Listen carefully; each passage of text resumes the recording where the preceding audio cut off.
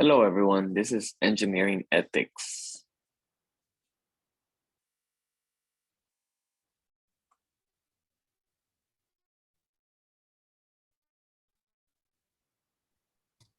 In July of 1981, a Hyatt Regency in Kansas City had a multi-story atrium for the hotel collapse during a party. The original design had been modified without notice, which essentially led to the collapse. The main dilemma here was the second and fourth floor walkway plan switched the hangar rod connections. This collapse left 114 people dead and 200 injured.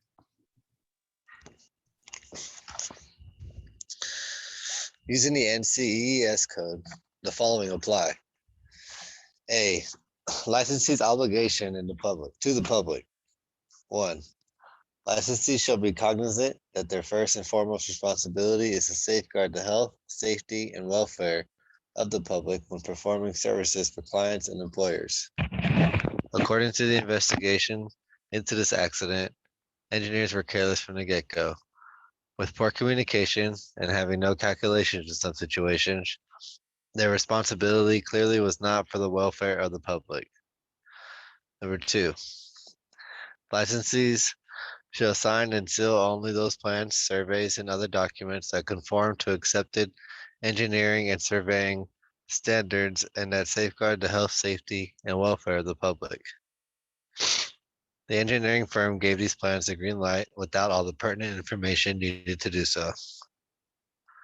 And number 4, licensees shall, to the best of their knowledge, include all relevant and pertinent information in an objective and truthful manner within all professional documents, statements, and testimony. Asked multiple times by the construction team if the firm double-checked the calculations, the engineers repeatedly said yes.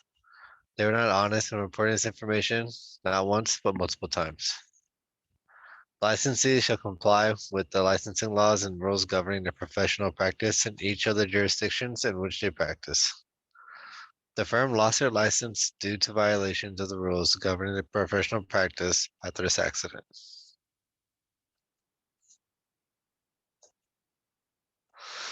And B, licensee's obligation to employer and clients.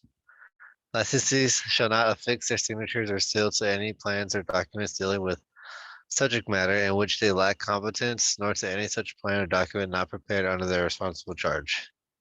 According to the investigation, the engineering firm gave the go-ahead on the design that was destined to fail. Hence, they lacked the competence to be dealing with such builds.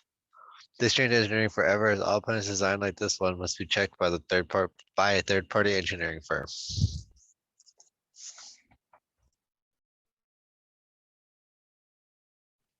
Okay, the ASCE code. First and foremost, protect for health, safety, and welfare of the public. Every change in the plan should have been tested to ensure the safety of the public. Clients and employers for engineers approved, signed, or sealed only work products that have been prepared or reviewed by them or under their responsible charge. The plan should have been presented to everyone overviewing the project to receive approval.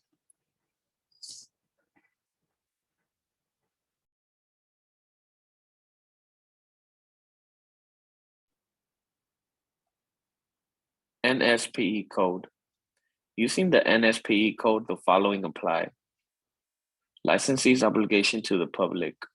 Engineers shall avoid all conduct or practice that deceives the public. 1. Engineers shall advise their clients or employers when they believe a project will not be successful. The engineer should let the client or employers know that the project will not be successful and should have declined to do the job. B. Licensee's obligation to employer and clients.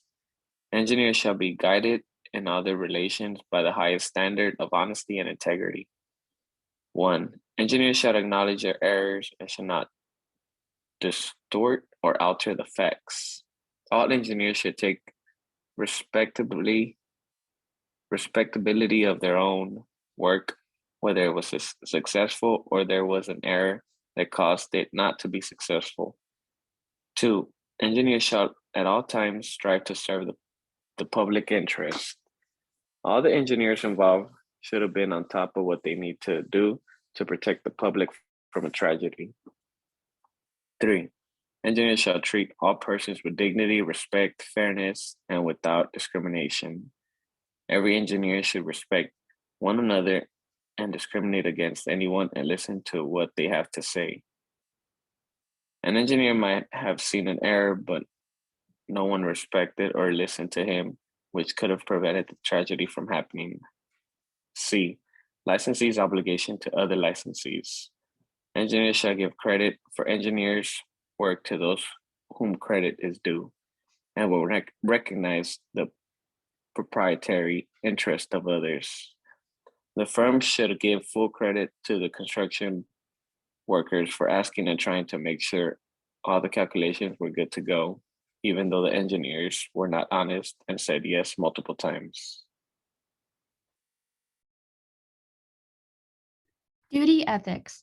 It affects the public by creating a great potential of public harm, which is unethical.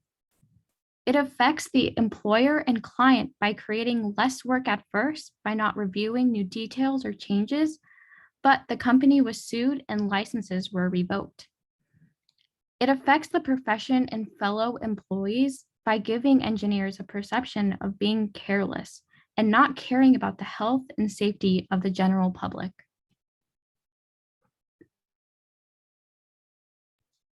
Utilitarianism. The implied rule for this event was that engineers should just prioritize the interests of the owner and complete all tasks according to schedule. The reason that this rule doesn't work is because it doesn't maximize the benefit of society and endangers people in and around the building. So a better rule would be that engineers should always work to uphold the duty and responsibility that they possess.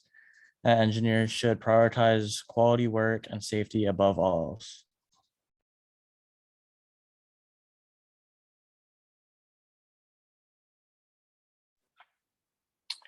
In conclusion, we believe this dilemma was unethical and a better course of action would have been to gone over the changes and modifications to the original plans, no matter how much extra work it took.